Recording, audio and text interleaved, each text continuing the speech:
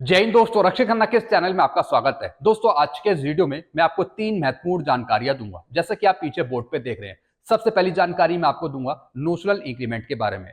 काफी पेंशनर्स हैं जिनको नोशनल इंक्रीमेंट मिलेगा, लेकिन उनको पता नहीं लग रहा कि हमें नोशनल इंक्रीमेंट मिलेगा या नहीं मिलेगा। मैं बात कर रहा हूं जो पेंशनर 2006 से पहले आए हैं। दोस्तों, मैं आपको एक छोटी सी कैलकुलेशन समझा दूंगा, जिसके बेस पर आप घर बैठे ही पता लगा लेंगे कि आपको नोशनल इंक्रीमेंट मिलेगा या नहीं मिलेगा। इसकी जानकारी मैं आपको आगे दूंगा। दूसरी जानकारी मैं आपको दूंगा कम्यूटेशन के बारे में। जी हाँ दोस्तों, काफी ऐसे पेंशनर हैं जिनका कम्यूटेशन का पीरियड खत्म हो चुका है, यानी 15 साल कंप्लीट हो चुके हैं और अभी भी उनकी रिकवरी हो रही है। दोस्तों, मैं आपको एक छोटा सा फॉर्मूला बताऊंगा, जिसके बेस पर आप पता लगा लेंगे कि आपकी रिकवरी कब बंद होगी और आपको फुल पेंशन कब से मिलेगी। एक छोटी सी कैलकुलेशन मैं आपको समझाऊंगा।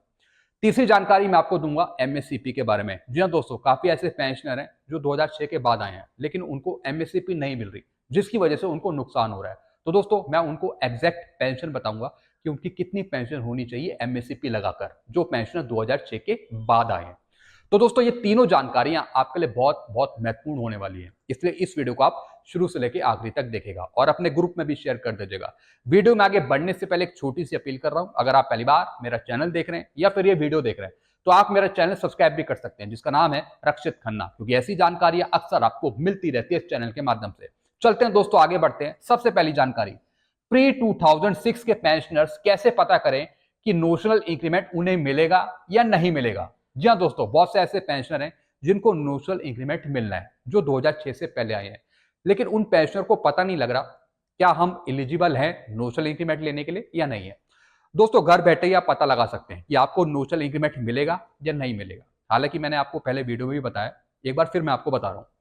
दोस्तों, इसके लिए दो डेट चाहिए। एक तो चाहिए डेट ऑफ रिटायरमेंट, दूसरा चाहिए लास्ट इंक्रीमेंट डेट। जी हाँ दोस्तों, अगर आपके पास डेट ऑफ रिटायरमेंट है, यानी सब पेंशनर को पता ही रहता है कि वो कब रिटायर हुए, लेकिन साथ ही साथ आपको लास्ट इंक्रीमेंट की डेट भी पता होनी चाहिए। तभी आप पता लगा सकते हैं कि आपको नोशनल इंक्रीमेंट मिलेगा या नहीं मिलेगा। मैं उनकी बात कर रहा हूं जो 2006 से पहले आए हैं। दोस्तों, जैसे एक पेंशनर है जो रिटायर हो गए थे 31/12/2002 को, यानी इनको पता है अपनी रिटायरमेंट की डेट। इनको यह भी पता है कि उनको लास्ट इंक्रीमेंट कब मिला था। दोस्तों, इनको मिला था लास्ट इंक्रीमेंट 30/11/2001 को। तो दोस्तों, जैसा कि नोशनल इंक्रीमेंट का रूल है, यानी जब आप रिटायर हुए हो और उससे पहले जो आपको एक इंक्रीमेंट मिला हो, उसके बीच में पूरा 1 साल का गैप होना चाहिए, 365 दिन वो होने चाहिए, तभी आपको नोशनल इंक्रीमेंट मिलेगा। तो दोस्तों, घर बैठे आप पता लगा सकते हो कि आपको नोशनल इंक्रीमेंट मिलेगा या नहीं मिलेगा। बस इसके लिए दो डेट चाहिए, एक तो डेट ऑफ रिटायरमेंट, दूसरा लास्ट इंक्रीमेंट डेट। तो दोस्तों, जो आपकी डेट ऑफ रिटायरमेंट है, उसको आपको माइनस करना है लास्ट इंक्रीमेंट डेट से। तो दोस्तों, आपको पता लग जाएगा कि आपको मिलेगा नोशनल इंक्रीमेंट या नहीं मिलेगा। दोस्तों, इन पेंशनर को तो मिलेगा, इन पेंशनर को नोशनल इंक्रीमेंट मिलेगा, क्योंकि इनका पूरा 1 साल का गैप है, यानी जब ये रिटायर हुए और उससे पहले जो उनको एक इंक्रीमेंट मिला था, उसके बीच में पूरा 1 साल का गैप है। जैसे दोस्तों आप यहाँ पे देख रहे हैं, रिटायर ये हो गए थे 31/12/2002 को और लास्ट इंक्रीमेंट इनको मिला था 30/11/2001 को। तो दोस्तों, हमने माइनस किया, तो दोस्तों पूरा इनका 1 साल और 1 महीना हो रहा है, यानी पूरा 1 साल का गैप हो रहा है। तो दोस्तों, इस बेस पर इनको नोशनल इंक्रीमेंट मिल जाएगा। जी हाँ दोस्तों, तो ऐसे आप पता लगा सकते हैं। आप डेट ऑफ रिटायरमेंट निकालिए और लास्ट इंक्रीमेंट की डेट निकालिए, तब आप उसमें से माइनस करिए। अगर पूरा 1 साल हो रहा है, तब आपको नोशनल इंक्रीमेंट मिलेगा। चलते हैं दोस्तों दूसरी जानकारी की तरफ। कम्यूटेशन की रिकवरी ठीक 15 साल बाद पूरी होगी। जी हाँ दोस्तों, कई पेंशनर्स को पता नहीं रहता कि उनके 15 साल कब कंप्लीट हो रहे हैं। वो बार बार पूछते रहते हैं कि सर, हमारी रिकवरी कब बंद होगी, हमें फुल पेंशन कब से मिलेगी। दोस्तों, मैं आपको एक छोटा सा फॉर्मूला बता रहा हूं, आप समझिए कि किस तरीके से आपकी रिकवरी बंद होगी। अगर नहीं हुई है तो फिर आपको क्या कार्रवाई करनी है। दोस्तों, अगर रिकवरी बंद नहीं हुई तो कंप्लेंट डालिए। जी हाँ दोस्तों, आपको यह तो पता ही है कि कब रिटायरमेंट के बाद से आपके 15 साल कंप्लीट हो रहे हैं। तो जैसे ही उस महीने वो 15 साल कंप्लीट हो गए, तो उसके अगले महीने की जो पेंशन है वो आपको फुल पेंशन मिलेगी। एक मैं आपको एग्जाम्पल देके समझा रहा हूं। जैसे दोस्तों, किसी पेंशनर की डेट ऑफ रिटायरमेंट है 31/10/2009, तो दोस्तों इसमें हम 15 साल ऐड करेंगे। तो दोस्तों, इनकी जो आखिरी रिकवरी होगी वो होगी 15 साल बाद, यानी 31 अक्टूबर 2024 को इनके 15 साल पूरे कंप्लीट हो जाएंगे। यानी जो इनको अक्टूबर की पेंशन मिलेगी अक्टूबर 2024 की, वो इनको रिकवरी वाली मिलेगी, यानी कम्यूटेशन उसमें से माइनस होगा। हालांकि जो उसके अगले महीने की पेंशन आएगी, यानी नवंबर 2024 की जो पेंशन आएगी, वो इनको फुल पेंशन मिलेगी। जी हाँ दोस्तों, तो इस तरीके से आप पता लगा सकते हैं। यानी 15 साल का साफ रूल है। यानी जब आपके 15 साल कंप्लीट हो गए, तो दोस्तों जिस महीने आपके 15 साल कंप्लीट हुए, तो उस महीने की पेंशन तो आपको माइनस होकर मिलेगी। जी हाँ दोस्तों, कम्यूटेशन उसमें से माइनस होगा, लेकिन उसके अगले महीने की जो पेंशन मिलेगी वो आपको फुल पेंशन मिलेगी। अगर ऐसा नहीं हो रहा आपके साथ, तो सीपी ग्राम में कंप्लेंट डालिए। जी हाँ दोस्तों, अपनी पेंशन डिस्बर्सिंग एजेंसी में शिकायत डालिए। तब दोस्तों वो आपकी रिकवरी बंद करेंगे और फुल पेंशन स्टार्ट करेंगे। फैमिली पेंशन में से कोई रिकवरी नहीं होती कम्यूटेशन की। जी हाँ दोस्तों, फैमिली पेंशन में से कोई कम्यूटेशन नहीं काटा जाता। फैमिली पेंशन फुल पेंशन ही मिलती है। जैसे दोस्तों मान लेते हैं अगर कोई पेंशनर रिटायर हो गए 2009 में और सडनली 2 साल बाद पेंशनर की डेथ हो जाती है, तो दोस्तों 2 साल बाद जो फैमिली पेंशन स्टार्ट होगी उसमें से कम्यूटेशन की रिकवरी माइनस नहीं होगी। जो फैमिली पेंशन मिलेगी उसमें पेंशनर की जो कम्यूटेशन रिकवरी है वो माइनस नहीं होगी जब फैमिली पेंशन मिलेगी वाइफ को, स्पाउस को। तो दोस्तों फैमिली पेंशन में से रिकवरी माफ होती है कम्यूटेशन की, चाहे पेंशनर 10 साल बाद एक्सपायर हुआ हो या फिर पेंशनर अगले महीने ही एक्सपायर हो गया हो या फिर 2 साल बाद एक्सपायर हुआ। यानी जब फैमिली पेंशन स्टार्ट होगी उसमें से कोई रिकवरी नहीं होगी, कोई कम्यूटेशन माइनस नहीं होगा।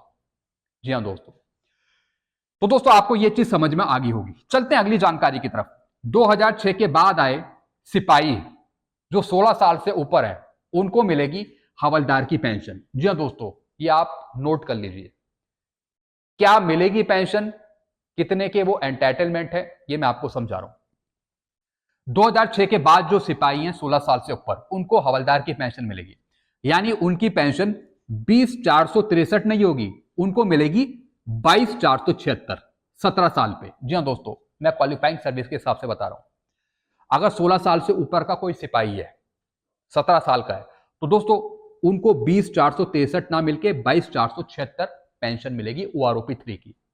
ऐसी दोस्तों अगर कोई नायक है 16 साल से ऊपर है, तो दोस्तों उनको एसीपी हवलदार की पेंशन मिलेगी। यानी 21,488 ना मिलके मिलेगी 22,476। 21,488 नहीं मिलेगी, मिलेगी पेंशन 22,476। तो दोस्तों आप अपना एंटाइटलमेंट जरूर पहचानें कि आपको किस चीज की क्या पेंशन मिलेगी अगर एमएससीपी आपको मिल जाती है। ऐसे दोस्तों अगर कोई हवलदार है 24 साल के और ये 2006 के बाद आए हैं, तो इनको 24,763 पेंशन नहीं मिलेगी, इनको मिलेगी 26,825। एक एसीपी नायब सूबेदार की पेंशन 26,825 मिलेगी। अगर नहीं मिल रही तो आप कंप्लेंट डालिए, कंप्लेंट डालिए। फिर दोस्तों अगर कोई ऑनरी नायब सूबेदार है जिनकी 24 साल सर्विस है और ये 2006 के बाद आए, तो इनको 25,738 पेंशन नहीं मिलेगी, इनको मिलेगी 26,825। एक एसीपी नायब सूबेदार की पेंशन, यानी ऑनरी नायब सूबेदार एसीपी 1, उसकी पेंशन मिलेगी। यानी नायब सूबेदार की पेंशन कितनी, 26,825। ऐसे दोस्तों अगर कोई सूबेदार हैं, अगर उनको एसीपी मिली हुई है, एमएससीपी मिली हुई है, ऐसे बहुत से सूबेदार होते हैं जिन्होंने 8 साल एक ही रैंक में गुजारे हैं, तो उनको फिर सूबेदार एसीपी 1 मिल जाती है, यानी सूबेदार मेजर की पेंशन मिल जाती है। तो दोस्तों जो सूबेदार है 28 साल के, अगर वो एसीपी 1 ग्रांटेड हैं, उनको एसीपी मिली हुई है, तो दोस्तों उनको 30,175 पेंशन नहीं मिलेगी, उनको मिलेगी 33,750। 33,750 पेंशन मिलेगी। अगर कोई सूबेदार 30 साल के हैं, अगर वो एसीपी ग्रांटेड है, तो दोस्तों उनको 31,500 पेंशन नहीं मिलेगी ओआरओपी 3 की, उनको मिलेगी 34,425 बेसिक पेंशन ओआरओपी 3 की। तो इस तरीके से ये सारे एंटाइटलमेंट पेंशनर को मिलते हैं अगर उनको एसीपी एमएससीपी मिल जाती है। हालांकि दोस्तों पहले मैंने आपको वीडियो में बताया कि हम उन सूबेदार का भी केस उठा रहे हैं जिन्होंने 8 साल या फिर 8 साल से ऊपर सर्विस करी है सूबेदार रैंक में ही, उनको हम सूबेदार मेजर की पेंशन दिलाने की कोशिश कर रहे हैं। जी हाँ दोस्तों, तो एक केस सेटलमेंट भी हुआ है जिसका मैंने आपको एक पीपीओ भी दिखाया था सूबेदार एसीपी 1 का। तो ऐसी और भी जो सूबेदार हैं जिन्होंने 8 साल से ज्यादा सूबेदार रैंक में ही गुजारी है, तो उनको फिर सूबेदार मेजर की पेंशन मिल सकेगी। जैसे मैंने आपको यहां पे दिखाया, सूबेदार 28 साल के हैं, उनको 30,175 ना मिलके 33,750 मिलेगी। जो सूबेदार 30 साल के हैं उनको 31,500 ना मिलके 34,425 बेसिक पेंशन मिलेगी, ये मिलेगी। तो दोस्तों बस यही जानकारियां थी जो मैंने आपको समझाई हैं। आई होप सारी जानकारी आप अच्छे से समझ गए होंगे। कुछ और चीजें आपको समझ में नहीं आती है तो आप नीचे कमेंट कर सकते हैं। वीडियो को आप शेयर कर सकते हैं, चैनल को आप सब्सक्राइब कर सकते हैं, क्योंकि ऐसी जानकारी अक्सर आपको मिलती रहती है इस चैनल के माध्यम से। Thank you so much.